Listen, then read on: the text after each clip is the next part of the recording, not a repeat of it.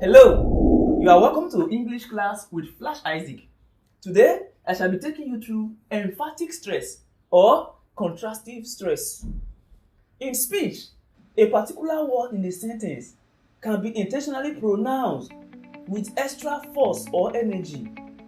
This intentional stressing is called emphatic stress. If I come around and say, "You must pay me my money today," look at that. You must pay me my money today. This means I am not saying you should pay me this money tomorrow morning, not next tomorrow, but today, before today ends, you are going to give me my money.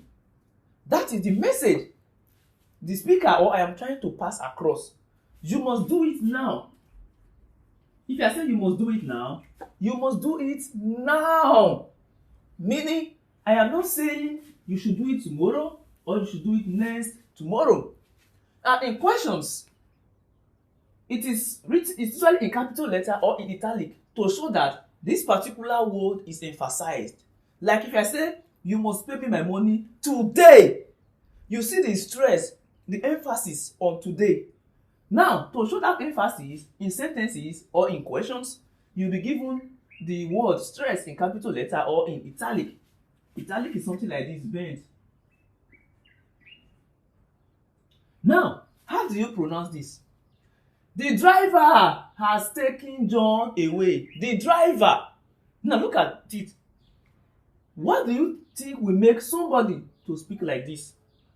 For example, you see a father shouting, "I said, buy me pepper, buy me pepper, pepper." So you say, "Baby boy, go and buy me pepper." And the child come back and say, "They said there is no salt." You will see the dad or the mom's reaction. "I said pepper, go and buy me pepper." This person says, "The driver has taken John away." The driver. Which of these questions do you think will make the speaker emphasize on driver? Option A says, "Whom did the driver take away?" If I ask you, "Whom did the driver take away?" that question is not enough for you to start shouting driver, because I've already said driver. So why will you still stress on driver that I've already said? Look at option C. What did the driver do? So it means I don't know. So you can tell me the driver has taken John away. After all, you did not tell me anything before, so you need not shout at me. Look at option D. Where did the driver take John to? So if I say where did the driver take John to, you can say he has taken John away, or you mention a particular location. It will make sense. But look at option B.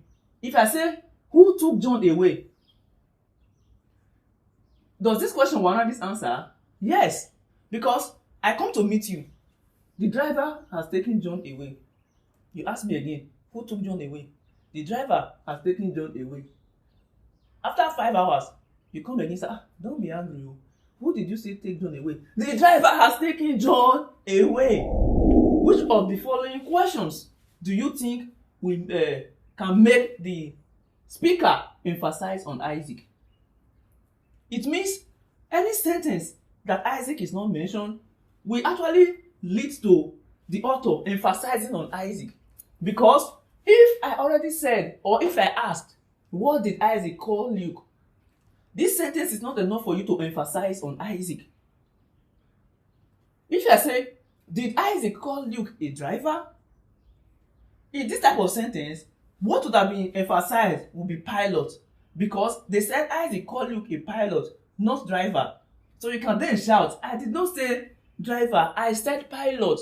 But Isaac is emphasized. So this sentence is not qualified to make Isaac to be emphasized. Now look at option C. Did Buhari call Luke a pilot? Now, Isaac was emphasized. This question is enough for us to emphasize Isaac. Why? I said Isaac. I told you Isaac called Luke a pilot. Now you are asking me, did Buhari call Luke a pilot? I will be right to get angry. I said Isaac called Luke a pilot. Isaac, not Buhari. Isaac called Luke a pilot. Now, with this explanation so far, Are you able to picture something about emphatic stress? Now, how to answer questions under emphatic stress. Now, start looking at these questions. Question 1, question 2, question 3, and question 4. Start answering them in your mind. If you get all of them correctly, it implies that you are good to go when it comes to emphatic stress. It also implies that you've learned from this class. So, shall we begin answering the questions together? Yes, we shall. The first one says, Ade's father returned home last week. What is the emphatic stress last week? Now, any option that contains last week is wrong. So let's look at it. Is there last week in option A? No. Is there last week in option B? Yes. So this is wrong. Is there last week in option C? Is there last week in option D? So option A is obviously correct. We've not even introduced other criteria. Now look at something. Did Ade's father return home yesterday? Every other thing remains the same. So the only thing changed is the emphatic stress. So if I say, did Ade's father return home yesterday? You can simply say, Ade's father returned home last week, to emphasize the fact that he did not come home yesterday. It was last week Ade's father came back. It was last week, not yesterday. Hope you are getting me. So I'm trying to go extra mile to shout and explain so that the meaning will be in your mind, in your system. You don't just cram to pass. The next one says, did the bird is in the room. The bird is in the room. Okay, let me teach you like an English teacher. The bird is in the room. Now, what is the emphatic stress? The word emphasized is in. So therefore, any word that contains in the sentence is not qualified to be the answer. Option A says, what is in the room? So in is here.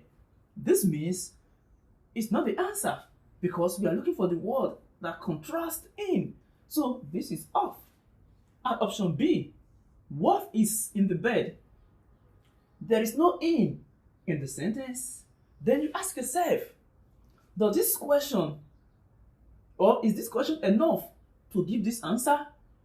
If I say, where is the bed? And someone says, the bed is in the room. Does it make sense? Yes. It's to emphasize that the bed is not outside. It's not in the toilet. It is in the room. So you are trying to emphasize the location and the position of the bed. So this is correct. Then here is the bed in the parlor. In. Wrong. What is in the parlor?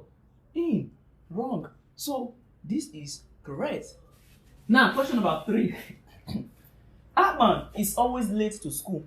Atman is always late to school. Always is emphasized. So our mission is to make sure that we choose an option without always, and an option where the only thing that will contrast is the always. Every other thing is correct. School will be there, Atman is there, and late is there. Option A says, is Atman always late to bed? Always is here, so this is wrong. Option B, is Olu always late to school? Always is here, this is wrong. Option C, is Atman seldom late to school? Now, Atman is here, late is here, school is here, so the emphatic stress is here. This is the opposite. So the opposite of always is seldom. Remember, words that contrast the one stressed are qualified to be the answer. So this is correct. But before we conclude, let's see if there is a better option. Option D, is Atman always early to school? Always. So this is wrong. Take a look at something.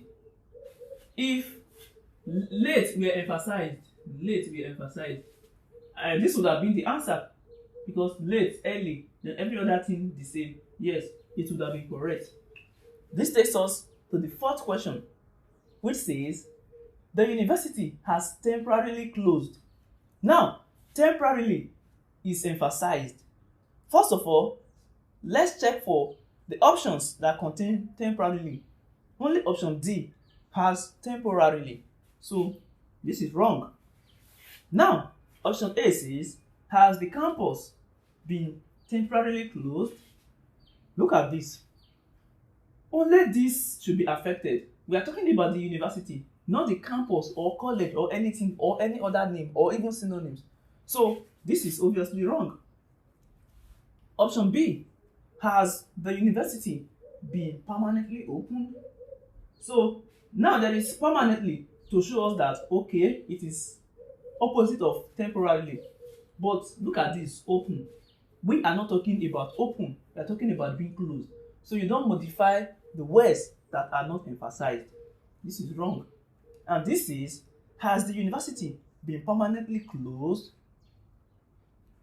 Temporarily, permanently, closed, closed, university, university. So it is correct. This is the correct option. I hope you found this helpful. I am Isaac, and don't forget to subscribe to this channel if you love what you are seeing. That's basically it.